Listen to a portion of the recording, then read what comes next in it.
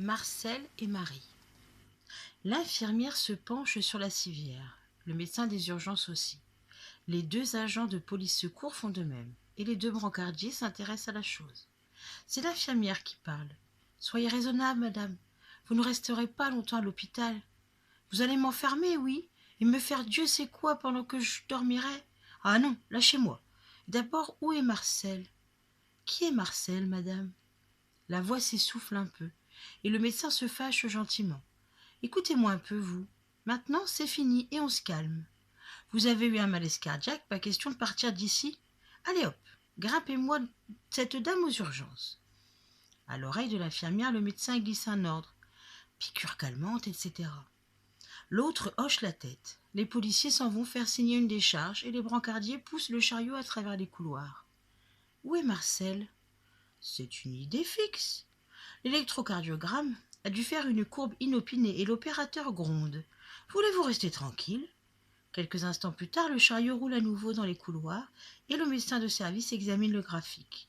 Trace d'infarctus. Comment vous appelez-vous, madame? L'infirmière attend, avec son papier et son stylo à billes.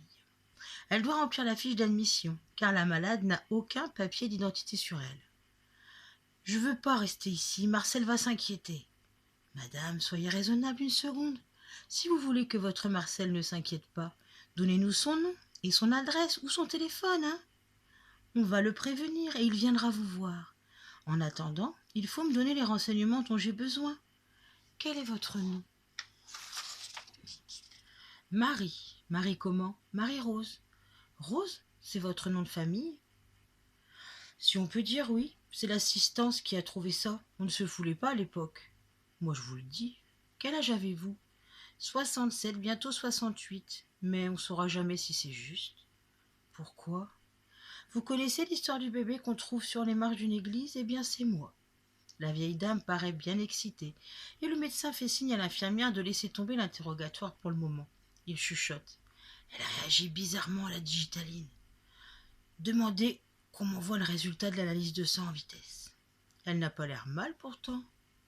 J'ai déjà vu ça. Exaltation, fausse lucidité et crac. Le patient vous file dans les doigts.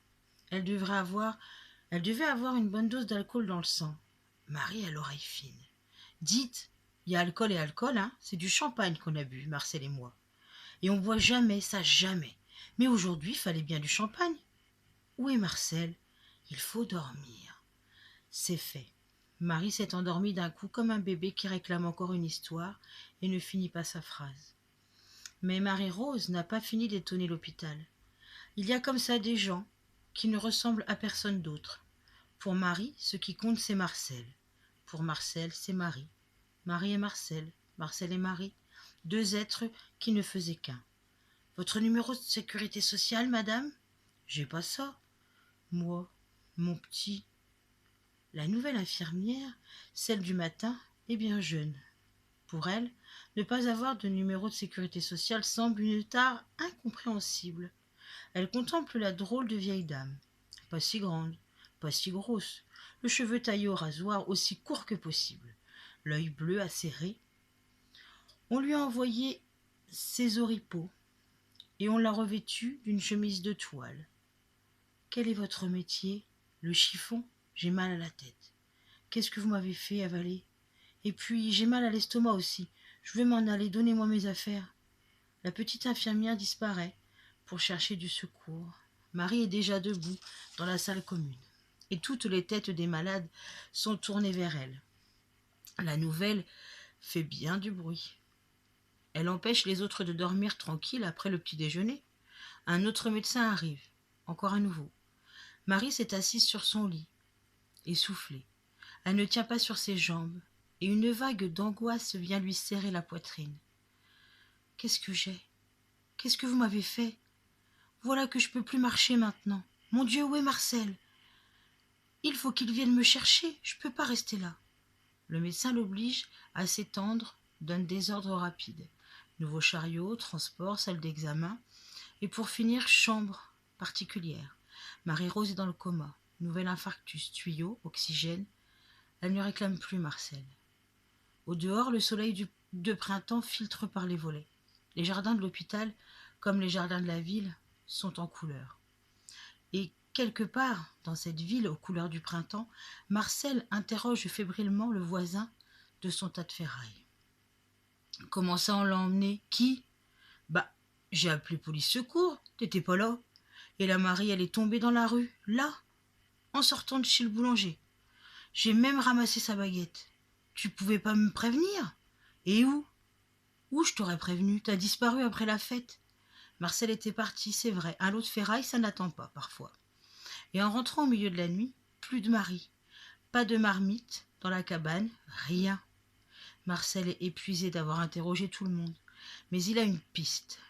Elle le mène au poste de police. Il n'aime pas bien ça. Mais qu'y faire ? Marie, sa Marie, doit être dans un hôpital. Et Dieu sait ce qu'on lui fait. Dieu sait ce qui lui est arrivé à Marie, une femme jamais malade. Marcel remonte la piste de la police à l'hôpital. Et il a largement le temps d'avoir peur. Entre-temps, si bien qu'aux admissions, c'est un vieux monsieur tout gris, au regard angoissé, qui demande où est Marie-Rose. On ne peut pas la voir, monsieur. Elle est en réanimation. Qui êtes-vous ? Son mari ? Mon Dieu, que les choses sont compliquées. Faut-il être le mari pour avoir droit à une réponse, à une visite ? Non, madame, je ne suis pas son mari, mais on devait se marier la semaine prochaine. On est fiancés, quoi. Alors vous allez pouvoir remplir les papiers pour elle ? On ne peut pas dire à Marcel pourquoi Marie est en réanimation. C'est comme ça. Il faut attendre que le médecin soit là et qu'il veuille bien le dire lui-même. C'est la règle. Et puis, on lui demande des choses, ça recommence. Sécurité sociale ? Ah non. C'est-à-dire que, enfin, on travaille dans la ferraille et le chiffon. La Marie et moi. On n'est pas des officiels, vous comprenez ? Et puis, on n'a pas l'habitude des papiers. Moi, c'est Marcel Campo. J'ai une carte d'identité, celle de la Marie. On l'a donnée à refaire pour le mariage, justement. Ça prend du temps. Vu que c'est une enfant de l'assistance, je peux la voir ? Il faut attendre l'autorisation du médecin, monsieur. Quelle est l'adresse de cette dame ? Ben, la même que la mienne, à Saint-Quentin. Le terrain m'appartient, vous savez. Mon père y faisait de la fleur avant-guerre. Et puis... Alors vous êtes concubin ? Non, on est fiancés, madame. C'est pareil, non ? Ah non, c'est pas pareil. Allez pas dire ça à la Marie. Elle vous en ferait toute une église, s'il vous plaît. Laissez-moi la voir. Elle doit se faire du souci. On s'est jamais perdu comme ça en 40 ans d'existence. Alors, vous pensez à quelques jours du mariage ? Rien à faire. Marcel doit s'asseoir et attendre sur une banquette, comme les autres, qui eux aussi attendent pour d'autres misères. Mais Marcel ne ressemble pas aux autres qui attendent. Et les autres le regardent. Son chapeau est bizarre, bien feutré et bien sale. Son pardessus n'a plus de boutons. Son pull au vert, fait de restants de laine, mis bout à bout. Il est à pieds nus, dans des sandales. Un clochard, pensent les autres. Il attend, le clochard, en se répétant 100 fois, 1000 fois qu'il n'aurait jamais dû partir hier soir en laissant la Marie. Tout ça pour aider un copain à déposer quelques kilos de ferraille ? Non, il n'aurait jamais dû partir. Mais qu'est-ce qu'elle a, Marie ? Sa Marie. Qu'est-ce qui lui arrive ? Marcel n'attend plus. Il en a marre, carrément marre du sourire idiot de cette femme derrière son comptoir et de la phrase qu'elle répète comme un robot. Il faut attendre le docteur. Marcel grimpe dans les étages. On le regarde de travers, tant pis. On le menace de le faire sortir, tant pis. Il agrippe les infirmières. Marie-Rose, une petite dame, elle est arrivée hier soir. Enfin, quelqu'un le prend en pitié et lui montre une porte close. Elle est là. Mais vous ne pouvez pas entrer comme ça, c'est défendu. C'est pas Marie qui l'a défendue ? Non, bien sûr. Mais elle est très malade. Il ne lui faut pas d'émotion. Mais c'est moi, Marcel. Elle n'a pas demandé après Marcel. Ah si, ça, elle vous a réclamé. Alors, vous voyez bien, faut que j'aille près d'elle. Il lui arrivera rien de mal si je suis là. Vous pensez ? On ne s'est jamais quitté, jamais. Vous ne lui parlerez pas ? Vous ne ferez pas de bruit ? C'est juré, madame. Dieu qu'il a peur, Marcel, de tout ce blanc, de tous ces chromes, de cette propreté qui vous piconne. Elle a l'air drôle, Marie, toute grise dans tout ce blanc. L'infirmière vérifie les tuyaux, fait chut avec son doigt et referme la porte. Marcel s'assoit. D'abord, il n'ose pas s'approcher du lit et de cet attirail, et puis il s'enhardit. La main de Marie, sa pauvre vieille main calleuse, posée sur le drap, il la prend avec douceur. « Marie ?» C'est parce qu'elle a souri. « Marie, c'est Marcel, ton Marcel. » C'est parce qu'elle a ouvert les yeux, mais ne paraît pas le voir. « Où c'est que t'as mal ?» Marie fait la moue. « Mal ?» Elle ne sent rien, elle flotte. Ses yeux se referment, elle dort. 1 heure passe, Marcel est immobile. L'infirmière est déjà venue 2 fois. La deuxième fois, elle a dit gentiment en le voyant, les 2 mains entrelacées sur les draps. « Vous me la prêtez ? Il faut que je prenne sa tension. » Marcel la regarde faire avec respect. « Et le docteur, il vient quand ?» On lui répond que le docteur est passé depuis longtemps et qu'il ne reviendra que ce soir. Marcel rumine.